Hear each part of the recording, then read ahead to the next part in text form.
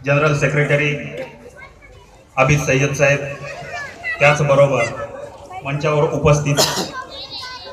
सर्व नेतागण आणि माझ्या बंधू आणि भगिनी, मी आज इथे मुद्दाम मराठीमध्ये बोलतोय कारण माझे जे काही दलित बांधव इथे ऐकत असतील त्यांना पण समजायला पाहिजे की ही पार्टी काय आहे, मी या पार्टीमध्ये का आलो, त्याची काही कारणं आहेत। मला माहिती है थोड़ा मराठी समझने में आपको तकलीफ हो रही है,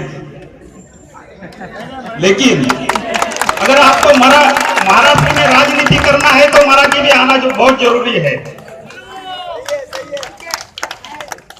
तो मेरे भाइयों और बहनों, कि मी या पक्षात का आलो, आमचे नेते आदरणीय रामदासजी आठवले साहेब यांचा मी खूप आदर करतो, परंतु त्यांनी ज्या पक्षामध्ये गेलेले आहेत, बीजेपी सोबत गेलेले आहेत, त्यांचा मी धिक्कार करतो।